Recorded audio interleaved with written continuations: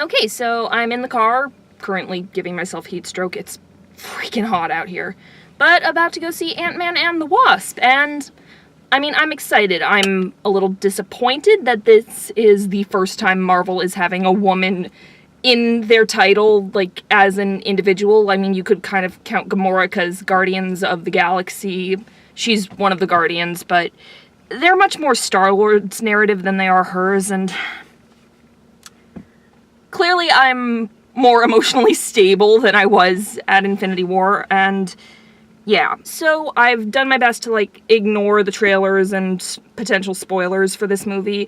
My friends say that it's good, and I'm inclined to believe them. I have to say, I've been excited ever since there's this clip of Evangeline Lilly just calling out all the guys in the MCU for complaining about their costumes, like, oh yeah, women are uncomfortable all the time. You didn't know that? Cat's out of the bag. But yeah, I am very much looking forward to seeing the Wasp in action. I'm also looking forward to Cassie, because Cassie is adorable, and I mean, please, please, please let there be some setup for the Young Avengers. I need my gay children. And if you tell me that any of the Young Avengers are straight, I'm gonna be like, no, none of the Young Avengers are straight. None of them. So I know some people are probably gonna be all argle-bargle about Ghost being changed to a woman. This is part of why I don't read comments. I don't care whether or not Ghost is a woman, because I know nothing about the Ghost as a character, but whatever. Whatever. Marvel should be doing that more often! Nobody really complained when Jerry Hogarth became a woman. Obviously Jerry Hogarth isn't trans, but okay, why aren't there... Nope, not going down that rabbit hole. Nope.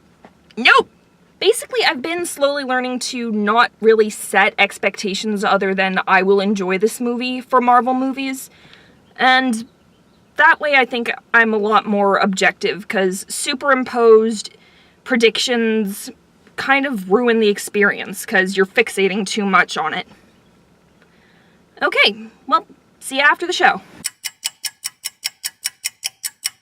Oh my god. Oh my god, you guys. Oh my god. Oh my god! Okay, so I was, like, totally right to not have any expectations, because pew! But oh my god, like, I was wondering about so much, and then, oh, the end credits scene, oh my god. I'm getting ahead of myself. Overall, really liked it. You know, it's, I wouldn't say standard Marvel filler, because that, you know, makes it sound like it's mediocre, and I don't think it is. I think it's really, really good. I think Hope got more of the action stuff and Scott got more of the character development. Not that Hope didn't have character development, but Scott got more to do, like, emotionally speaking. I think actually, though, the best part of the film was probably Lawrence Fishburne as Bill Foster. And that's because, like, I wasn't sure what they were gonna do with him, and I really liked the turns they took with his character. It was interesting to see sort of a middle ground, because, you know, Marvel mentality is usually very black and white, and as opposed to, like, DC is all dark and gritty and everything is the worst, except for Wonder Woman. I wish the films would take more of a stance on Hank Pym, who is kind of the worst, at least from what I understand. Like, Hank Pym is supposed to be the worst in the comics, and he wasn't very good in the EMH cartoon. I remember that much. Problem with filming in a parking lot. But yeah. Movie passes the Bechdel test. Good for you, movie. Ghost is an awesome villain. Interesting motivations, good actress playing her, and she's not a guy in a suit!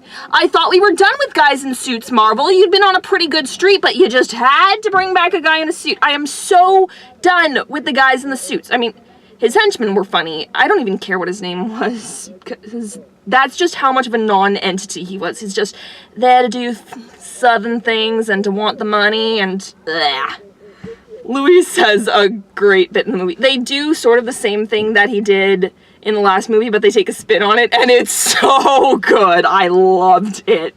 I loved it so much.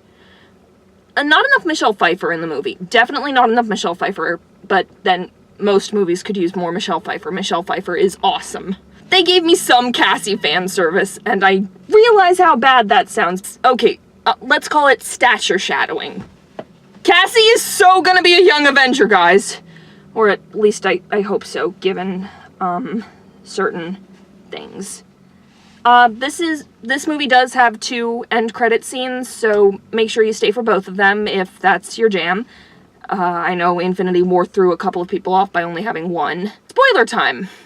I think that it definitely, like, it didn't go where I thought it was gonna go. Like, I figured they were gonna get Janet back at, like, the end of the 2nd act, and then it would all be about fighting Ghost, but it's a very well intercut finale with let's call it the 2 major threads going together. There's, the get the lab and get Janet plots going on simultaneously, and yeah.